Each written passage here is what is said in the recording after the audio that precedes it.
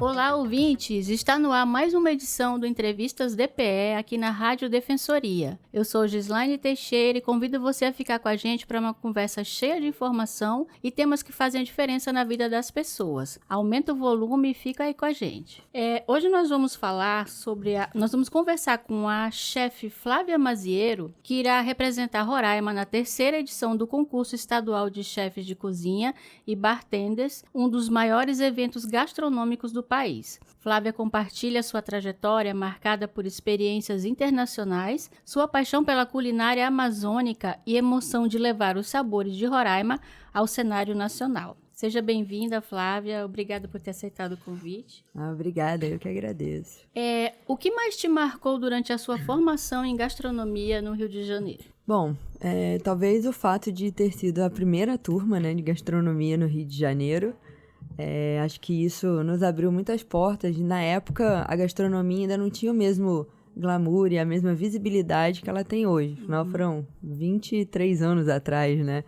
Então, eu acho que foi um grande desafio, porque a nossa turma, a gente chegou a ter vários professores de uma mesma matéria, porque tínhamos muitos chefes, mas que não eram professores, né? Então, eles também foram aprendendo junto, né, com a gente nessa trajetória. Mas foi bem, bem marcante poder ser da primeira, né? Ser a pioneira, né, na área. Que legal. E a sua experiência como chefe nos Estados Unidos e Portugal? Bom, os Estados Unidos, na verdade, ele tem um papel fundamental aí, porque eu trabalhei para uma família lá, né, onde comecei sendo babá, né, que a gente chama de au pair, né, e lá, na verdade, me abriu esse mundo da gastronomia, porque a gente comia muito mal na casa dessa família. Todo mundo fala que o pessoal lá não come muito bem, não come. Né? Era só sanduíche de atum, quase todos os dias no almoço, enfim. Meu Deus! E aí, muito influenciado, né, assim, meu pai é um excelente cozinheiro, né, e a minha avó também era uma excelente cozinheira, então eu ficava muito na cozinha com eles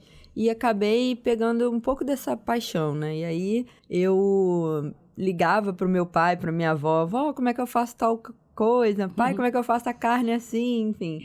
E aí o meu patrão lá na época, ele viu essa minha dedicação, né, à cozinha, ele gostava muito da comida que eu fazia. E aí ele acabou me presenteando com um curso de gastronomia lá, né, em Los Angeles, na época. E eu fiz o curso, aí eu me apaixonei mais ainda. E quando eu retornei ao Brasil, a faculdade no Rio estava abrindo a primeira turma, né? Então, essa experiência nos Estados Unidos, na verdade, eu digo que ela foi o ponto inicial, né? E em Portugal foi um convite que eu recebi de um amigo dos meus pais, o filho dele morava lá. E o sogro dele estava abrindo um restaurante. E aí eles me chamaram para poder auxiliar nesse processo, né? De montagem do cardápio, treinamento de equipe. E eu fiquei por quase 4 meses numa das ilhas dos Açores. Não foi nem na capital, ali no continente que eles dizem, né? Foi numa das ilhas dos Açores, na ilha de Ponta Delgada. E o que você mais aprendeu com essa experiência de chefe consultora fora do Brasil? Olha, assim, por um lado a gente fica um pouco pesarosos de ver tanto material bacana que a gente pode utilizar a preços tão acessíveis, porque aqui no Brasil é bem complicado, né? Por exemplo, as cozinhas hoje que eu faço consultoria, principalmente aqui em Roraima, eu tenho feito bastante consultorias, né? A gente tem que se limitar a utilizar produtos, por exemplo, panelas de alumínio, porque panelas de inox são muito caras, principalmente as de grande, né, de tamanhos grandes, né, que é o adequado para restaurantes e tal, porque é muito caro. Material de mesas, bancadas, também a gente vai usando materiais alternativos, como, por exemplo, um granito, uma pedra, assim, porque o inox é muito caro, né? E lá fora a gente tem isso muito acessível, muito barato, né? E o intercâmbio cultural mesmo, assim, a aprendizagem que você tem de receitas, né? Você vai agregando essa bagagem, né? Tanto que essa minha experiência lá em Portugal, eu aprendi muito sobre doces portugueses, né? Sobre a cultura da gastronomia portuguesa, pois é. E isso acabou me proporcionando que quando eu me mudei para Brasília, eu trabalhei num restaurante em Brasília, português, que ele, na verdade, é um restaurante do Rio de Janeiro que abriu uma sede em Brasília. E aí eles me levaram como chefe da confeitaria para fazer essa parte da doçaria portuguesa, né? Que é tão rica, né? Tão saborosa. E quais foram os principais desafios quando você assumiu as cozinhas do Antiquários e Real Astoria? Pois é, do Antiquários foi essa da doceria portuguesa, né? Que eu fui ser a chefe da confeitaria do Antiquários. O restaurante Antiquários é um restaurante, assim, de peso, de renome no Rio de Janeiro, muito antigo. E foi, assim, aquele lugar que você acha que você nunca vai pisar, né? Porque é um restaurante muito chique, muito caro na época. Então, aquelas coisas que a gente só ouve falar, né? Então, fazer parte dessa equipe foi, assim, uma grande realização, na verdade. Um desafio, porque a confeitaria não é o meu ponto mais forte, né? Eu faço, mas não é uma das minhas paixões. Mas eu acabei descobrindo que foi muito bacana poder ter isso no currículo, essa experiência, né, da confeitaria portuguesa. Foi muito interessante. E o Real Astoria foi um desafio também, porque lá eu era chefe do setor de eventos da casa, Então, a gente chegou a fazer evento para 800 pessoas. Nossa. Logo no começo, assim, quando Imagina o medo que dá, né? pouco tempo de inaugurado, aconteceu aquela corrida da Red Bull Air Race, que é aquela dos aviões, que eles fazem no mundo inteiro. E aí foi na Enseada de Botafogo, onde era o restaurante, né? E a área VIP da Red Bull foi lá no restaurante, e foi 800 e poucas pessoas que eles fecharam o restaurante inteiro. E aí você tem que coordenar tudo isso, várias ilhas de comidas, enfim. E era um volume de eventos muito grande. Tinha vezes que a gente chegava a fazer 3 eventos ao mesmo tempo na casa, né? Em 3 espaços diferentes. Então, isso me deu muita bagagem também para fazer grandes eventos, né? E, assim, muitos chefes de cozinha não gostam de fazer evento, porque é meio loucura. Mas eu já não gosto muito dessa rotina de restaurante, né? Eu gosto dessa Novidade, maluquice aí, que é a correria, enfim, de fazer os eventos. E o que te levou a escolher Boa Vista como cidade para viver e atuar profissionalmente? Boa Vista aconteceu na minha vida quando eu morei em Brasília, né? A convite de um casal que estava inaugurando um restaurante aqui em Boa Vista. E nos deram esse desafio aí. Meu pai também veio, né? Comigo, chegou a trabalhar comigo também. Então, Boa Vista aconteceu assim... No momento que no Rio eu estava só fazendo consultorias, né? Eu não estava trabalhando fixo em nenhum lugar. E eu tinha acabado de voltar de Brasília, na verdade. E aí a gente recebeu esse convite para vir para cá, um recomeço aí, um lugar, confesso que na época eu falei assim, gente, Roraima, tipo, né? E Isso foi quando? Foi em 2013 que a gente teve esse convite e a gente chegou aqui em 2014. Agora imagina se alguém te chamasse para cá em 1984, quando eu vim. Pois é. Acho que não tinha nem 100 mil pessoas. Pois é. E eu falo assim hoje, nossa, eu queria ter chegado em Roraima antes do que eu cheguei, assim, sabe? Porque eu acho que talvez a gente conseguiria ter feito mais diferença no cenário da gastronomia aqui, né? Porque eu vejo que como evoluiu de 2014 para cá. Quando eu cheguei aqui, a gente só tinha um restaurante, assim, que eu podia chamar de restaurante, né? Com mesa posta, com vinho, né? Um café expresso. A gente não conseguia tomar um cafezinho expresso aqui, né? Então, em restaurantes, né? Que eu digo. Mas como evoluiu, assim, e eu fico muito feliz de poder ter contribuído de alguma forma, sabe, para essa evolução, assim, da gastronomia aqui. E como tem sido representar a gastronomia roraimense nos eventos nacionais? Muito legal, porque pouca gente, como eu disse, né, assim, quando a gente fala Conhece, assim, né? onde você mora? Eu moro em Roraima, tipo, Roraima, né? As pessoas ficam chocadas, assim. Mas eu falei assim, gente, vocês não sabem o que vocês estão perdendo. Como é maravilhosa aquela cidade. Então, eu fico muito feliz, assim, de poder mostrar, né, ao Brasil as maravilhas que nós temos aqui, né? Aqui eu vejo, assim, a gente não tem uma gastronomia muito própria, como uma cozinha baiana, né? Uma cozinha mineira, assim. mas ela é uma mistura de vários povos, né? Que é a característica de Boa Vista e do estado, né? Na verdade, essa miscigenação. É um mini Brasil, né? Exatamente, exatamente. Então, tanto que quando eu cheguei aqui, que eu vi que as pessoas comiam muito vatapá. Eu falei assim, gente, mas não é eu não vejo baiano aqui pra comer tanto vatapá, né? Aí depois foram me explicar que, não, o vatapá daqui, ele é um vatapá maranhense, paraense, né? Ele sofre uma outra influência, né? Aí que eu vim entender. Então, muitas coisas daqui, assim, a gente... Da murida, nunca tinha ouvido falar. Caxiri, nunca tinha ouvido falar, né? Mesmo. Então, são coisas, assim, muito próprias daqui. A cozinha indígena influencia muito, Indígena né? tem uma grande influência. Então, eu quis levar um pouco disso, principalmente agora lá para esse evento, né?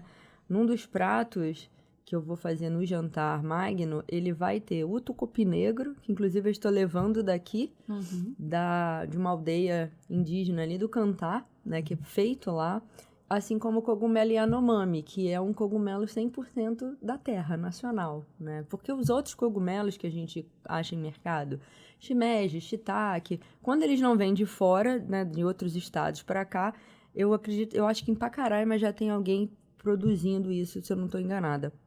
Mas não é um cogumelo nacional, né? São esses japoneses e tal, assim, que são trazidos e cultivados, né? Então, o Yanomami não, ele nasce na floresta, é da floresta amazônica, né?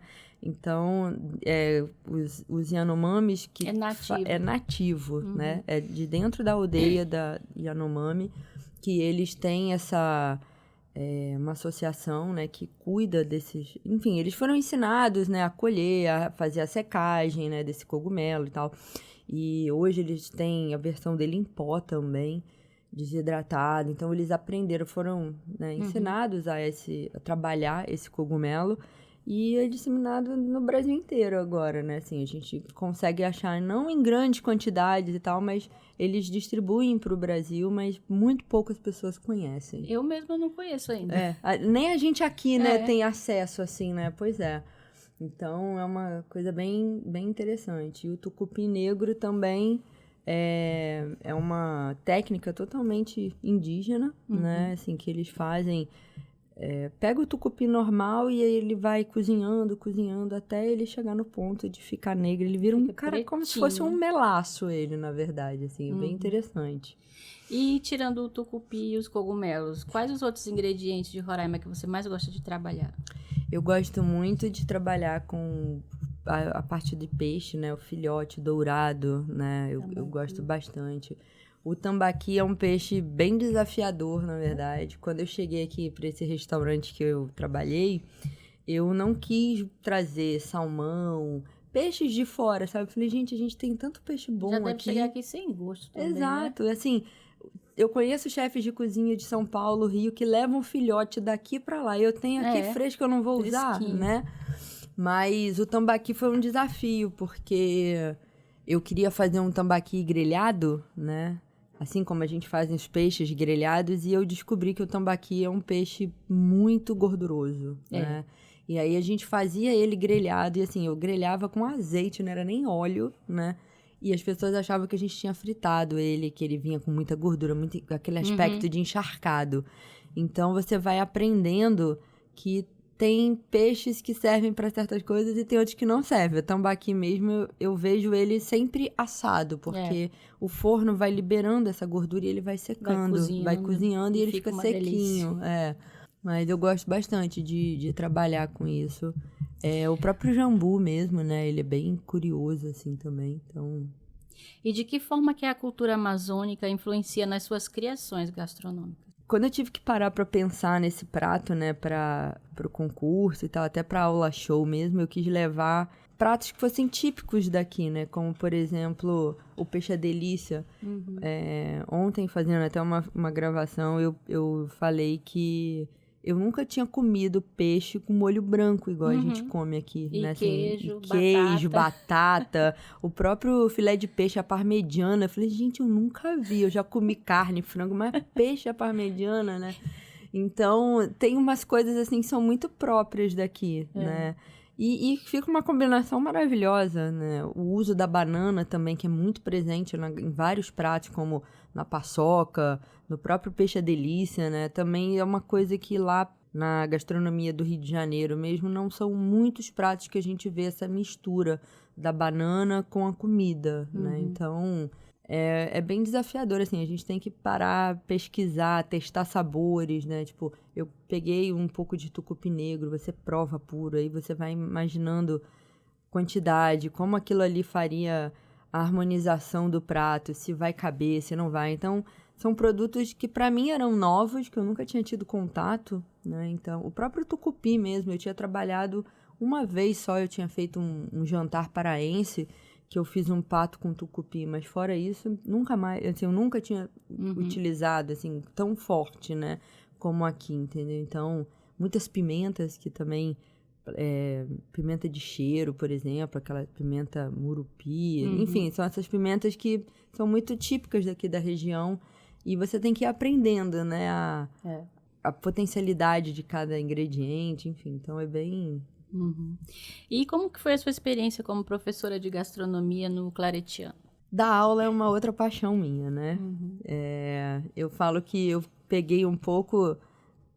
Eu sou realmente uma junção da minha mãe e do meu pai, porque meu pai sempre cozinhou, sempre teve restaurante, lanchonete, e a minha mãe é professora. Então eu consegui fazer aí a junção dos dois. E dar aula é uma coisa que eu tenho muito prazer em fazer. Eu amo ensinar, eu amo ver os meus alunos hoje formados e brilhando no mercado de trabalho, sabe? Então, é muito bacana, assim, ver como a gente consegue influenciar as pessoas de formas até que a gente nem imagina, sabe? Assim, fazendo postagens, né? Enfim, da minha trajetória aí no Instagram, às vezes eu recebo comentários desse tipo, sabe? Nossa, minha mentora, aprendi tanto e tal. E às vezes a gente não tem essa noção, sabe? Mas desde 2018 eu dei aula no Claretiano, né, na faculdade. E formamos algumas turmas. Foi algo, assim, realmente desafiador também, porque eu tive que aprender para ensinar, né? Porque como a falta de profissionais aqui, principalmente formados, que estão aptos, né, a dar aula em faculdade, eles acabavam jogando na minha mão certas matérias, falando assim, te vira. Eu falei assim, meu Deus, mas como é que eu vou falar disso? Ah, professora, tá aí, ó, você tem um mês para aprender. Eu falei, meu pai. E aí eu pesquisar e cursos e coisas assim, material para poder ensinar os meus alunos, né? Então, aprendi muito com eles também. Aprendi para mim mesma também, né? Porque, por exemplo, eu tive que dar aula de enologia para eles. É vinho, né? Vinho, harmonização de bebidas e comidas, que aí eu tive que falar sobre cervejas, né? Sobre tipos de cervejas artesanais, cultivo, o vinho mesmo, né? Assim, primeiro foi na harmonização e depois eu acabei dando também uma de enologia pura, né? E aí eu tive que ir pesquisar sobre cultivo, sobre solo, sobre clima, sobre várias coisas assim. Então, é bagagem que a gente vai absorvendo também, né? Então, foi muito interessante, assim, e é muito gostoso. Eu acho que a parte de dar aula que eu mais gosto realmente é ver. Hoje eu tenho ex-alunos que são chefes de restaurantes aqui renomados, que estão fazendo sucesso, sabe? Ou que foram para a área da doçaria, que fazem bolo, que fazem doces. E assim, é muito bacana você saber que você fez parte dessa vida deles, da formação deles, né? E até hoje, às vezes eles me mandam, ai, professora, eu tô com uma dificuldade aqui, você pode me ajudar? Eu falei, posso. A gente é professora eternamente, né? A gente não deixa de ser professora. E como que você recebeu o convite para participar da 3ª edição do concurso Abra Chefes Rio de Janeiro? Bom, tudo começou quando eu me filiei, né, à associação, que inclusive quero aproveitar para os chefes de cozinha, né, já aqui de Roraima, que quiserem, né, se filiar também, que eu acho que é um movimento que vai fortalecer muito, que vem fortalecendo já, na verdade, a gastronomia. Filiem-se, né, façam parte desse movimento para que a gente consiga cada vez mais abraçar essa causa, né, dos chefes de cozinha, da nossa visibilidade, na verdade, né, a nível nacional. Mas o presidente me convidou, né? Ele falou assim, poxa, você tá aí em Roraima e tal, então venha fazer uma aula com a gente, né? Vamos colocar você aqui no cronograma para você fazer uma aula show. E eu quero você participando do Jantar Magno também, com prato autoral, usando ingredientes aí típicos pra gente poder mostrar pro Brasil, pro carioca, né, o que Roraima tem de melhor, né? Ele já esteve aqui, inclusive, o presidente, em algumas oportunidades, e adora aqui também, acha uma cidade incrível. Então, o convite chegou através dele. E o que o público que participar do concurso pode esperar da sua aula show em parceria com a chefe Sarmento? A gente vai trazer um pouquinho de Roraima, né, com um toque paraense, né, que a gente vai estar usando. Vamos fazer o peixe à delícia, né, com um crocante de folhas de jambu. Né? Então a gente vai fazer uma mistura. Vou usar assim, como sugestão de acompanhamento no prato também, eu vou estar levando uma farinha típica daqui, né, uma farofa já mais...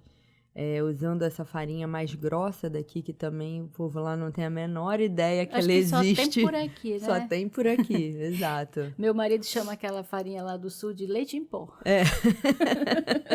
Ela é tão fininha. Ele fala, isso não é farinha. Lá no Rio também, a gente só come dessa farinha de mandioca, aquela mais branquinha, né? Ou então, aquela... Ela é muito fina, né? Muito diferente da daqui. E como que surgiu a ideia do prato do macuxi ao tucupi? Rio de Sabores é o norte do Brasil. Bom, esse prato eu quis buscar alguns ingredientes, né, típicos que a gente consome muito aqui, que é a banana, o dourado, né, o cogumelo Yanomami e o tucupi negro. E como apresentar isso de uma forma diferente, né? Então, eu fui pesquisar para pensar em métodos diferentes de se apresentar essa banana, além de frita, né? E aí eu me deparei com o nhoque de banana. E então a gente vai apresentar, né, o nhoque de banana da terra, o molho, que eu vou incorporar o tucupi negro e o cogumelo Yanomami. E a gente vai servir um pouco de cogumelos também refogados, né, assim, salteados com manteiga, cebola por cima no prato. E o dourado, em cubinhos, grelhado, para poder fazer a composição do prato. E quais os chefes que te inspiram hoje em dia e por quê? Seu pai, você falou que é o primeiro, né? Meu pai é uma parceria aí de sempre, assim. Ele trabalhou comigo muitas vezes já, a gente faz eventos juntos, faz festas juntos também. Hoje ele está em Minas, né? Tirando uns anos sabáticos lá por Minas Gerais, mas... Ele não é nada bobo, né? Não é. Uma gastronomia maravilhosa. Exato. Mas a gente sempre trabalhou juntos, assim, em várias oportunidades. Mas eu tenho uma grande admiração pelo Alex Atala. Inclusive, esse projeto do Cogumelo Yanomami foi através da fundação dele, a Fundação ATA, né? E ele é um cara, assim, respeitado mundialmente, estrelas Michelin, enfim, ele vai representar o Brasil em grandes eventos fora do Brasil, né? Então, eu realmente tenho uma admiração gigantesca por ele. Um chefe local também aqui, assim, que trabalha muito com a gastronomia roraimense, né? Que é o chefe Jorge.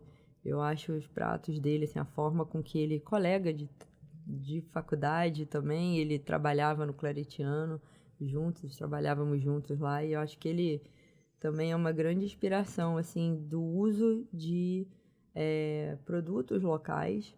E tem uma outra pessoa aqui que, na verdade, ela não é bem uma chefe de cozinha, mas ela é uma pesquisadora, historiadora, que também representa o Brasil em várias oportunidades fora, né? Que é a Denise Ronelt. Também me ajuda demais, né, em pesquisas. Deu uma aula sobre tucupi, sobre cogumelo Yanomami. Então, também é uma super parceira que me inspiro muito nas pesquisas dela também. Então, é uma pessoa de grande relevância, sabe? A nível Roraima e a nível Brasil, realmente.